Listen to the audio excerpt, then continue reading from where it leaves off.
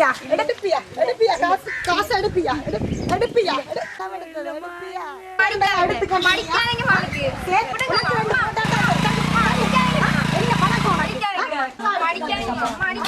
என்னத்துக்காக அடிக்கிற போது அவன் வைக்கிற காசு முழுக்க ஒரே வீட்டுல ஒரு 5 சத காசு மிஞ்சுது. எங்க வச்சாலும் களவெடுக்கிறான். எங்க போகுது இந்த காசெல்லாம்? இவன் என்ன செய்யறான்? காசெல்லாம் எடுத்து ஆறுகிட்ட போய் சொல்றது இந்த கதையெல்லாம். இவன் எடுக்கிற காசுகளை களவெடுத்து தெரியல.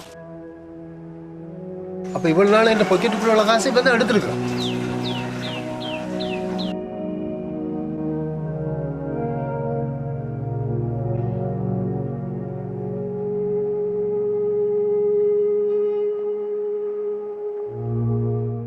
சரிப்பட்டு வராது போல இருக்கு. கடைசியா வீட்டுக்குள்ள களவெடுத்தவன் வெளியில போய் களவெடுத்தா பிறகு மான மரியாதையும் போயிடும்.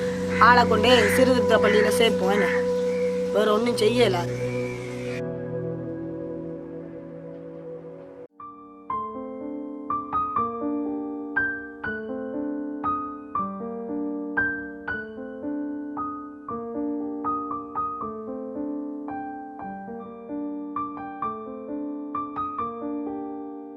சார் முதல் 1 ரூபா 2 ரூபாண்டு எடுக்க வலிக்கிட்டு பிறகு பார்த்தா 50 100 எடுக்க வலிக்கிட்டுனா இப்போ பார்த்தா 500 1000 2000 களவெடுக்க வலிக்கிட்டு.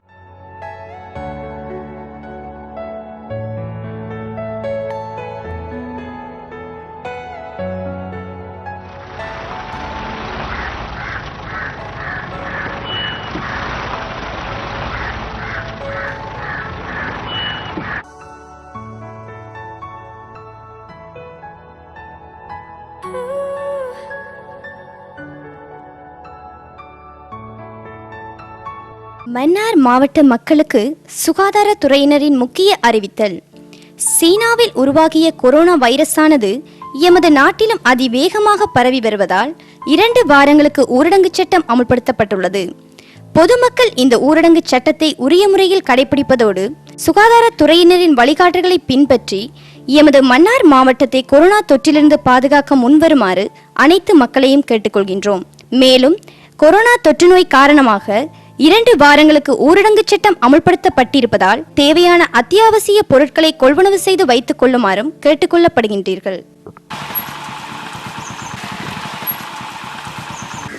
நான் உங்களை தான் பார்த்துக்கின்றேன். ஃபோன் எடுத்த ஆன்சரும் இல்லை.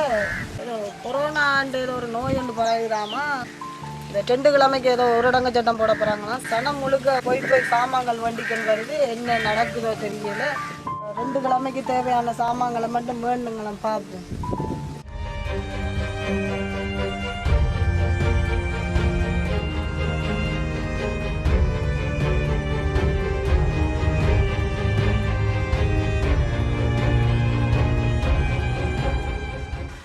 காசு உங்கள்கிட்ட இல்லையா காசு?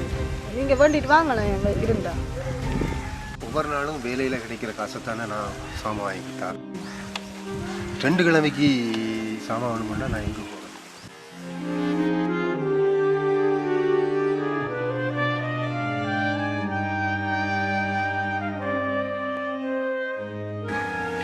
மெரினா மெரினா கடன் வாங்கினா தார நோக்கம் இல்லையோ?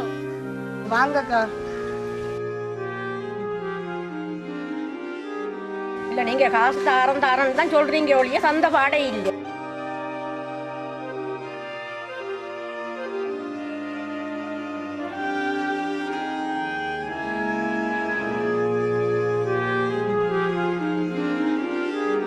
காசு தர வட்டி இல்லையாம். உயிரோட இருந்துதான் என்ன பயம்?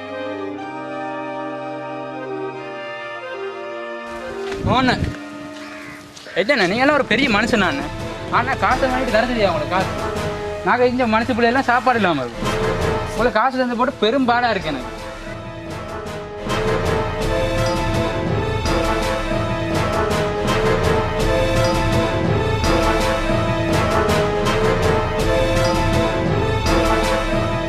காசு வாங்க மட்டும் தெரியுது. நல்லா யோக்கியமாக காசு மட்டும் வாங்க தெரியுது. உயிரோட இருக்கிறதுக்கு செத்து போங்க ஐயா.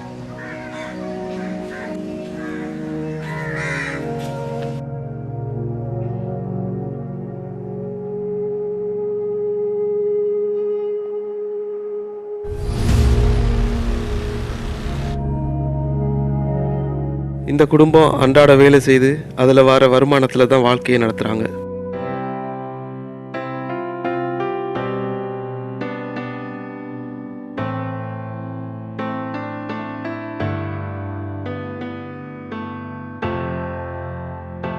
இந்த மன்னார் மாவட்டத்தில் தொழில் வருமானத்துக்காக கண்ணை மூடிட்டு எந்த ஆயுதத்தை எடுத்தாலும் அதுக்கேற்ற தொழில் இருக்கு. இந்த சந்திரமோகனும் நல்ல உழைப்பாளி. எந்த வேலை என்றாலும் செய்து ஒரு நாளைக்கு 2000 ரூபாய் உழைப்பாரு.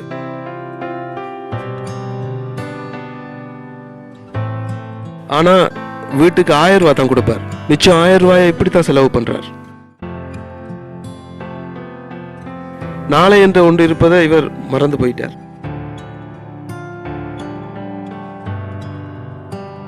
கணவன் இப்படின்டா மனசி அதுக்கு மேல ஆடம்பர செலவு, தேவையில்லாத பொருட்களை வேண்டி குமிக்கிறது.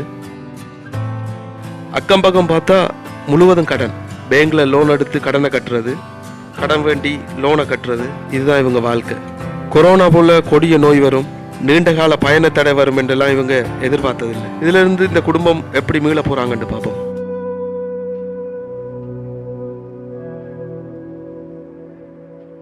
இங்கே பாருங்க, யோசிச்சு பிரியோசனம் இல்லை. டிவியையும் மோட்டார் சைக்கிளையும் விற்றுட்டு கடனை கொடுக்குற வழியை பார்ப்போம். என்ன கடனை கொடுத்துடலாம். கொரோனா ஊரடங்கு சட்டம் இன்னும் எடுக்கலை. சாப்பாட்டுக்கு என்ன செய்கிறது?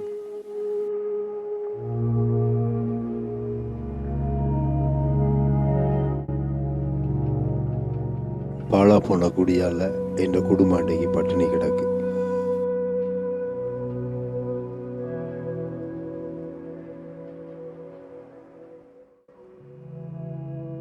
ஒரு நாளைக்கு 100 ரூபா சேர்த்துருந்தா கூட இந்த குடும்பம் இப்படி பசி கிடந்திருக்காது. கண்டா கட்ட பேச்சு வேண்டிய அவசியமும் இருந்திருக்காது. உயிரோட இருக்கிறதுக்கு செத்து போங்க ஐயா. காசு தர வட்டி இல்லையாம், உயிரோட இருந்துதான் என்ன பயம்?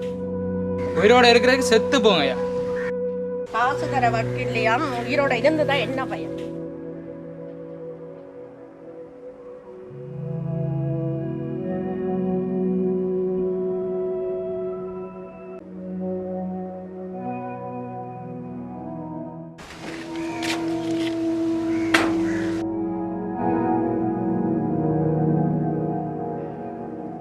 அம்மா, தம்பி வரான். ஏன் தம்பி வந்துட்டா? கொரோனா கூட்டிட்டதுனால கொண்டு வந்து விட்டுட்டாங்க.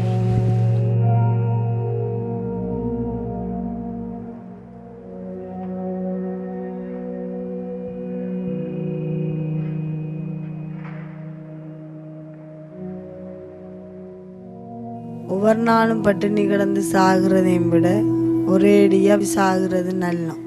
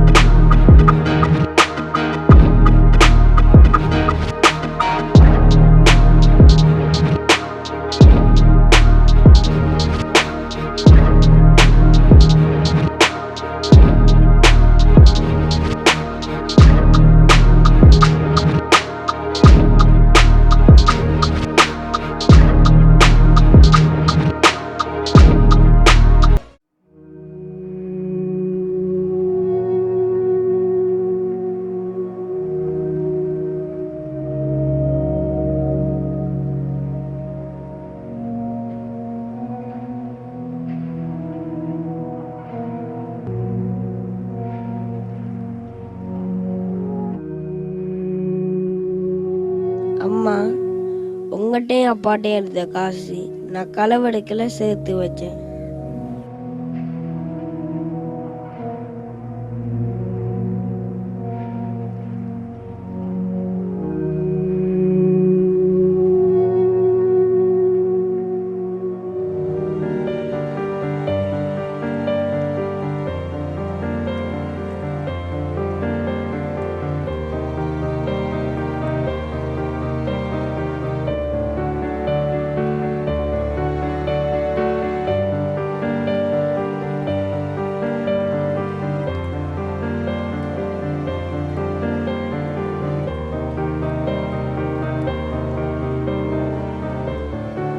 தம்பி எங்களை மன்னிச்சு கொள்ளு.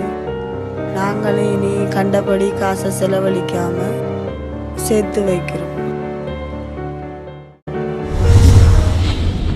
யுத்தத்துக்கு பின்னரான காலப்பகுதியில் வடக்கு கிழக்கு தமிழர் தாயக பகுதிகளில் நுண்நிதி கடன், பொருளாதார நெருக்கடி, வட்டி கடன்களால் பாதிக்கப்பட்ட அதிகளவானவர்கள் தவறான முடிவெடுத்து உயிரிழந்துள்ளனர். அவர்களின் குடும்பங்களின் பொருளாதார பிரச்சனையோ கடன்களோ ஒருபோதும் தீர்ந்து போவதில்லை. உழைப்பதில் சேமிக்க கற்றுக்கொள்ளுங்கள். அதுவே உங்கள் பொருளாதாரத்தை தூக்கி நிறுத்தும்.